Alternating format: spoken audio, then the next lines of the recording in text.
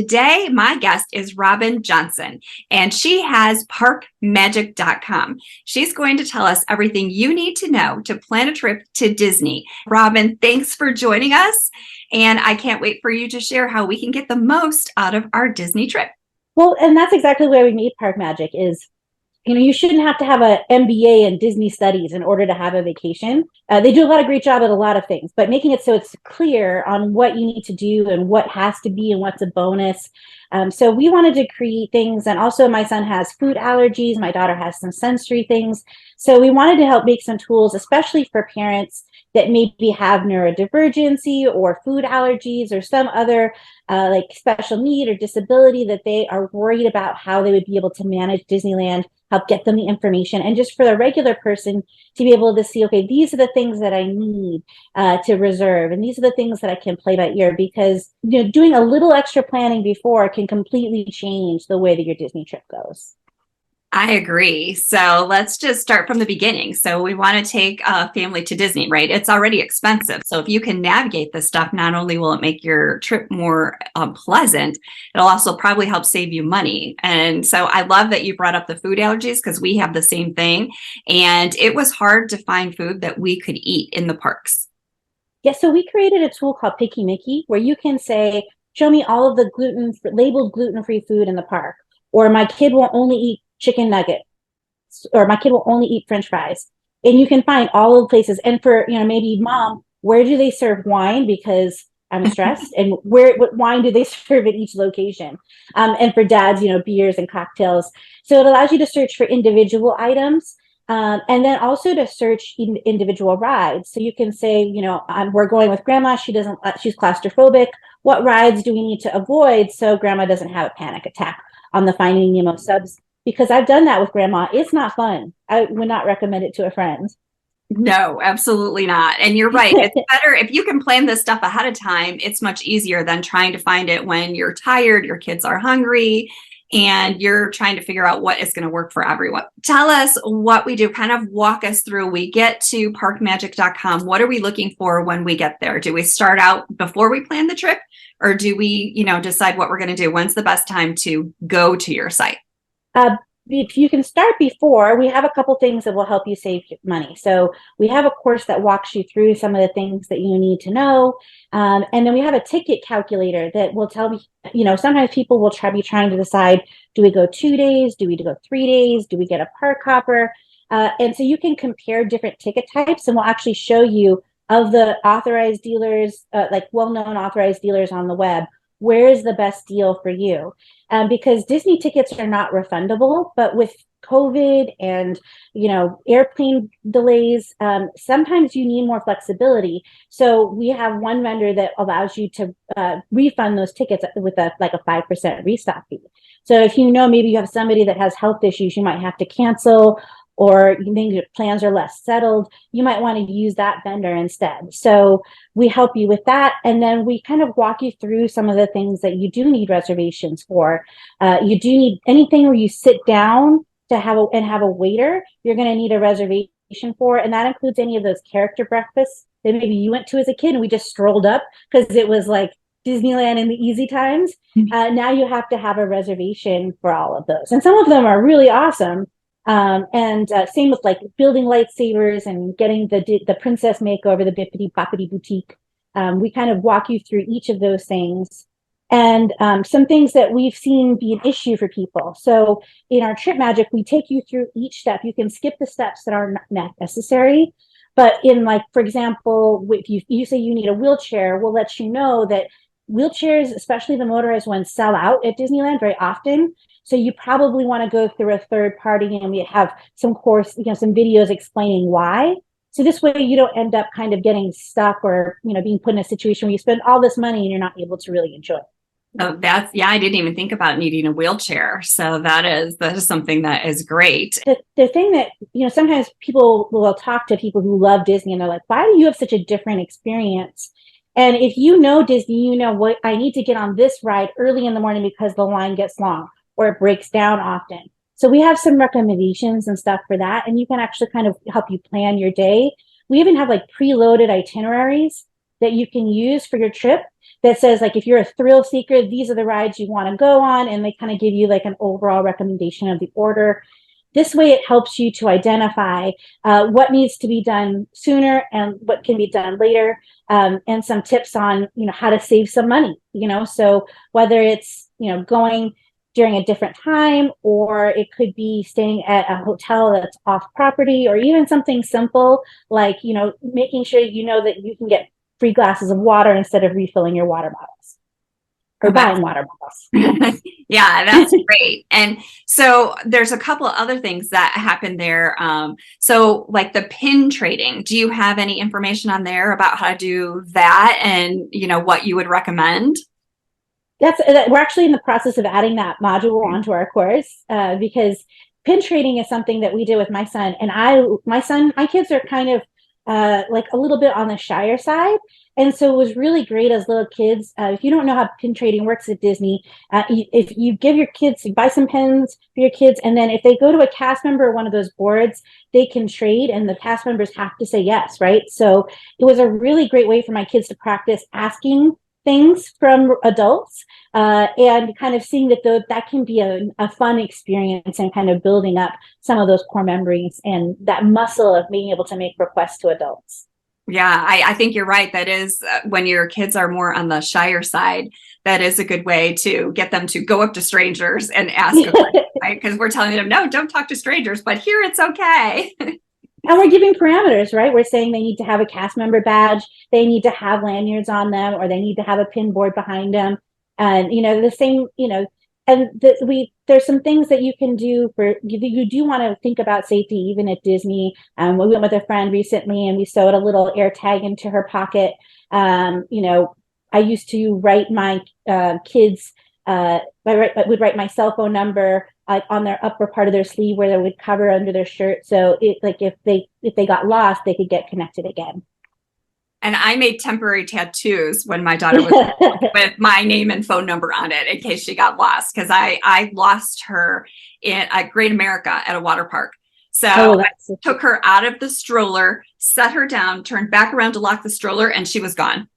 And so, I mean, it happened just like that. So that was one of my biggest fears when we went to Disney, because it's even bigger than Great America was.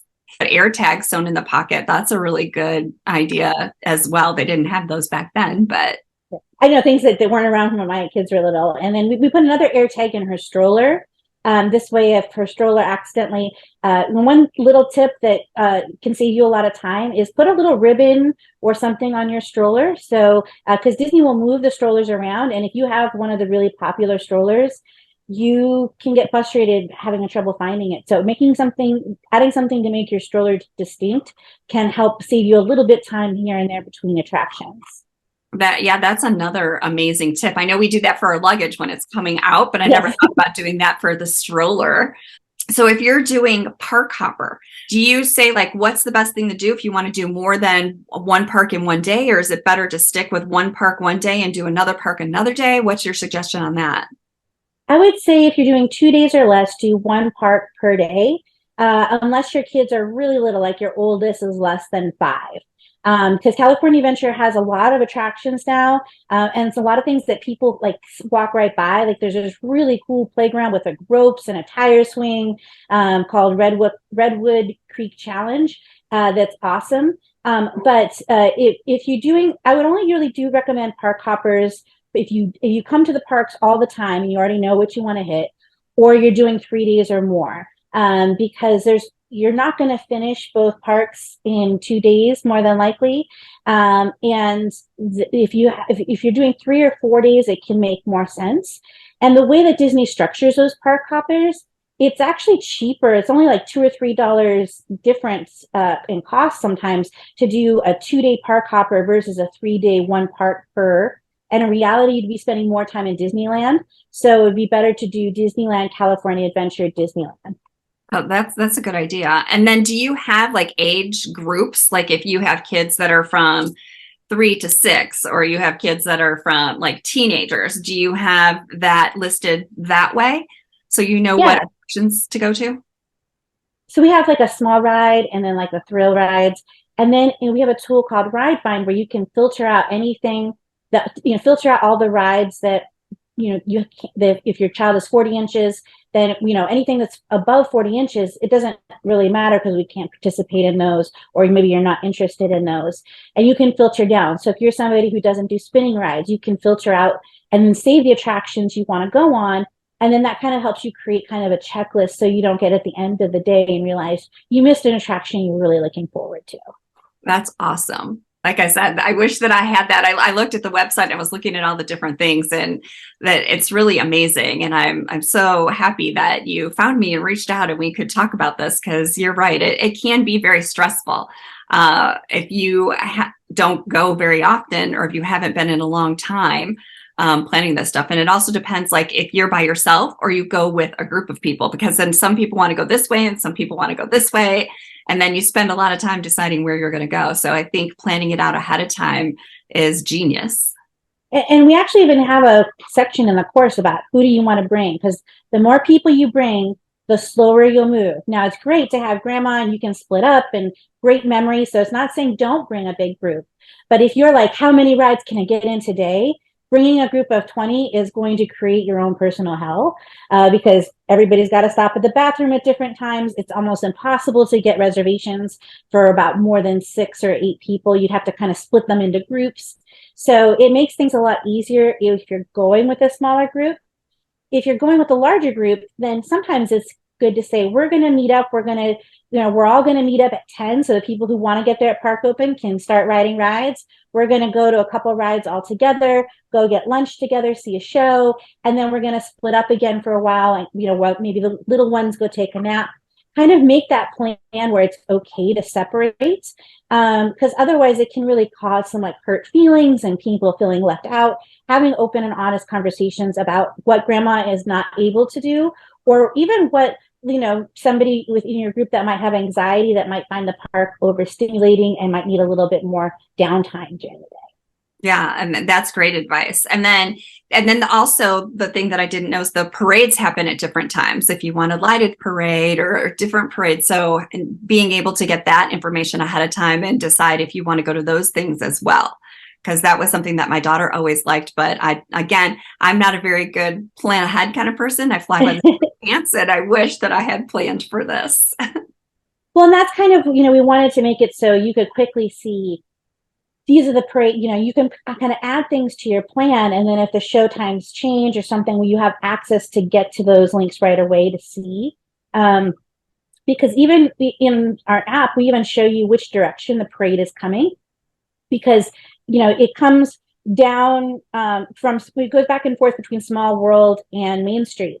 And so sometimes you might pick a really great seat, not realizing that, that the parade's going to be coming from the other direction. Or, your kids might be getting impatient wanting to know where the 6 o'clock parade is. If you're at the end of the route, it's going to be more like the 6:30 parade. So you probably want to go buy them a churro or a pretzel or a frozen banana, something to help kind of keep them busy during that time period. So what other advice would you have in planning a Disney trip if you haven't been before? So the biggest thing is I would start to think about what kind of things do you want to do? Do you want to do rides or attractions? The biggest mistake that I see in this post-TikTok world is people feel like they have to do everything. Their trip is going to be ruined if they don't get to go to Blue Bayou. We went, as kids, we didn't know all of these things existed. We didn't see all these videos ahead of time.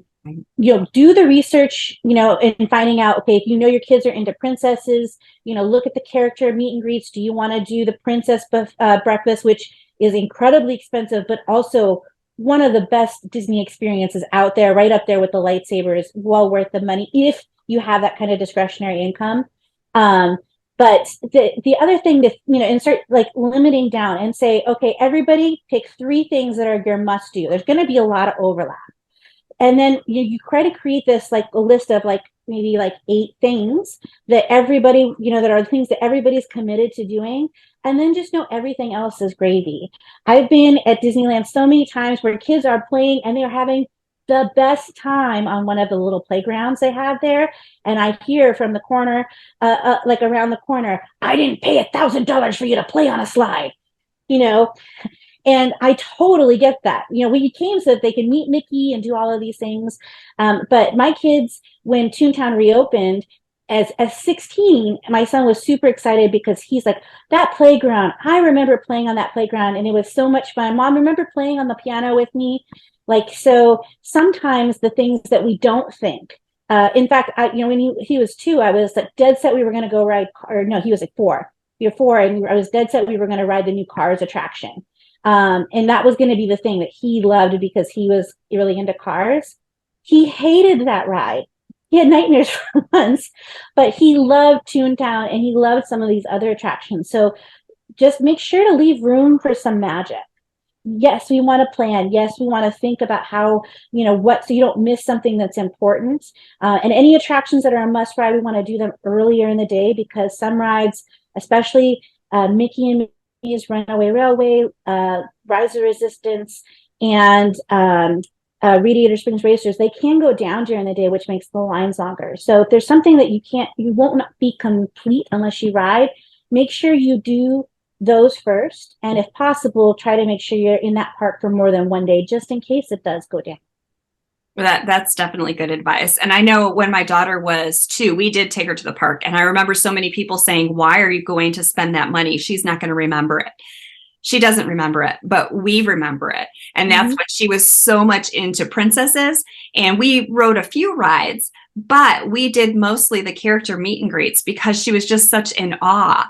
And, each experience after that was different because she liked different things. So I would tell people that, I think it's definitely worth it. That's one of the best vacations we had when she was little, because we got to see just the excitement on her eyes because she was so much into the characters. And once she got older, she wasn't into that.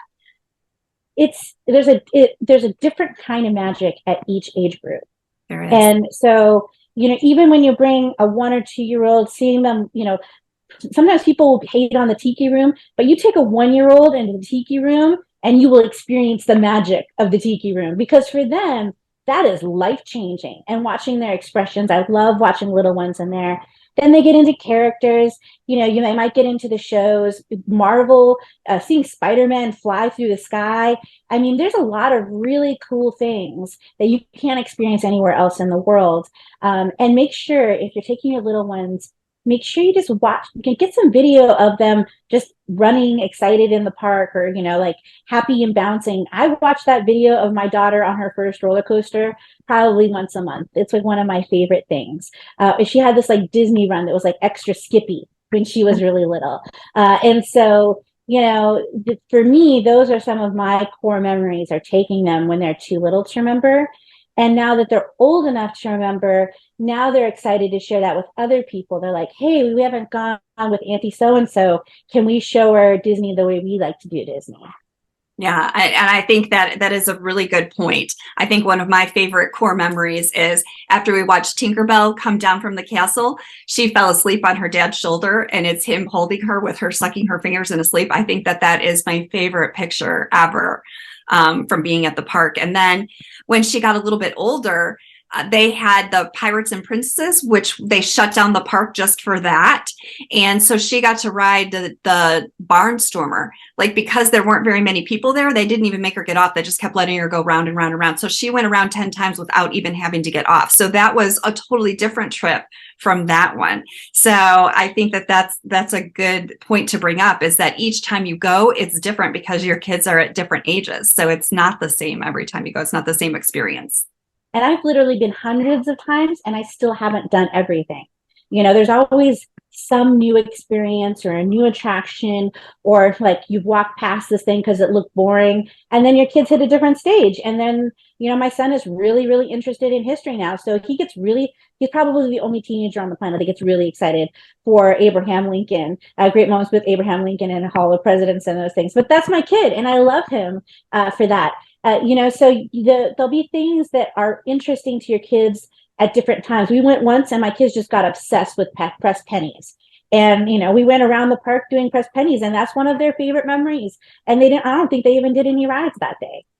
Yeah. Yeah. And like you said, there's so much to do. So you just have to see, like, what is it that your kids are into before you go to the park? Because like you could just do that. Like that one year we just did autographs and press pennies. That would be awesome to do something like that. And then the one time we just did rides, and then another time we did pins. So, because she was very much she wanted a Dumbo pin. She loved Dumbo. And so we went until we found a cast member that had a Dumbo pin. I think that it's really good that if you come into it knowing that that's part of what Disney does, is they make these little magical moments you can't plan for. So you can't plan that Peter Pan's going to be in Fantasyland when you're in Fantasyland, and that he might take your kid's hand and run him to go introduce him to the Mad Hatter. But that's something that your kids will remember. And so, if your kids are really into a specific character, have them like a dress up or like a ears or something, because if you're dressed as Tinkerbell, Peter Pan's going to pay a little extra attention to you. And they just and there's so many fun things for even pure adults. If you're just going as an adult, there's this bar called Trader Sam's where you order different drinks, and one drink causes a shipwreck and one drink causes a volcano to explode. And so there's all these really cool experiences to kind of keep discovering. There's a drink at Star Wars Land in the bar called Oga's Cantina where you drink it and it makes your lips turn numb. So there's just all of these really cool, fun things to continue to explore. And all of that is on your website, all things that you might not know. Yes. So we have a lot, all of those different things. And some of the things that, like if you want to build a lightsaber, there's two ways to do it. One is like the plastic ones, no reservations. And we talked about that.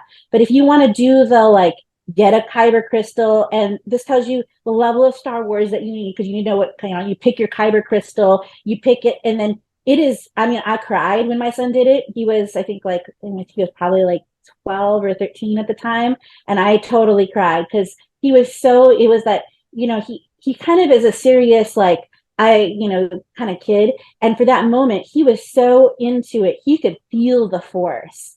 And I think that's what I love about it now. I get to, even as 16-year-olds, I get these little moments where I get to see that kid that I loved, and I loved being a part of, he gets to resurface for a couple of minutes. That's awesome. And thank you so much for creating this, because I think that it's definitely an amazing experience if you have something like this to guide you through. So what other things would you recommend for parents planning a trip for their family? The biggest thing is, if you're on the fence, bring the stroller. You should plan on walking anywhere from 5 to 12 miles a day. And then, unless you are only with 20-year-olds, it's going to sound counterintuitive, but to spend the most time in the parks, as long as it's a day where the park is open till 10 or midnight, get there when the park opens, leave around 1, and then take a nap, go to watch some TV, relax in the pool or the hot tub, come back refreshed. And then, because the lines are the shortest when the park opens, and people talk about rope drop, but it's gotten a little crazy because people talk about rope drop so much. At the end of the day, the app doesn't update as quickly they don't want to advertise the lines are getting so much shorter, but they get a lot shorter. It's a lot less intense. So if you're a night owl, plan on staying until the park closes. And the only way to do that is to really make sure you take that nap. So I'll tell you, most hardcore Disney adults I do were hard believers in the nap. So take a nap. And then the last thing is that I would say, make sure you talk to your kids and ask, there's so much on YouTube right now. You can just watch some YouTube playlists. If you have a child with any kind of sensory thing, I highly recommend watching the video ride-throughs. It helps reduce anxiety over what will happen on the ride. My daughter has some sensory issues. We bring some earphones to kind of help mask out the noise. And if your child is a picky eater, bring backup food, because as they get more tired from all of that stimulation, it can kind of be to the point where they don't want to try. They're not as open to trying a different shaped French fry. But we even have that on Picky Mickey, what shape the French fries are in, because we know for some kids, a crinkle fry is not a fry. And we know for some kids, the spiral fries, they're not fries. And so this way you don't walk halfway across the park and then realize when you get your order that your kid's not going to eat that food. Oh, yeah, that is definitely a good point. And do they let you bring food into the park? Yes, you can bring food in as long as it's in a soft-sided cooler. No no glass, and any ice can't be loose. So that means you need to put it in a sandwich bag or something else. They just don't want ice all over the park. Glass is obviously a hazard, and no alcohol and no smoking in the parks for obvious reasons.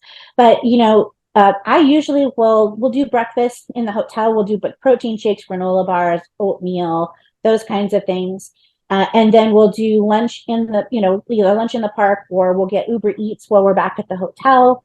And then you can, do one nicer meal. If your kids like characters and you don't want to stand in line, the character meals are so great. Just on our site, we have a little bit of like what characters are included. Because, for example, at Goofy's Kitchen, Mickey's not there. It's mostly Goofy, Minnie, Mickey, Chip, and Dale. So this way you can just prep them saying, these are the characters we think that we'll see. And there's never promise your kids we're going to for sure ride anything or see anything. We're always going to try, because Disney is very safety conscious. And if their ride is potentially not safe even a little bit, they're going to close it down. Okay, that's a good point. Thanks for sharing that. I hope that wasn't oversharing. I just get too excited. No. I think this is great, because there's a lot of things that I didn't think about. So I think it's awesome that you're sharing this stuff. So I did mention your site, but tell us again, how can our viewers find you? So if you go to parkmagic.com, so PARKMAGIC.com. Right now we're only for Disneyland, but we're looking to expand to Disney World shortly. And so right now, you can search, you can build trips. And if you have any questions at all, feel free to email me at hello@parkmagic.com. That's awesome. Thank you so much for taking the time to share your experience and your site, and just helping people have happy memories with their family. I think that's amazing. Thank you. This is a fun passion project, and something we really, really enjoy. So thanks for giving me a chance to share about it.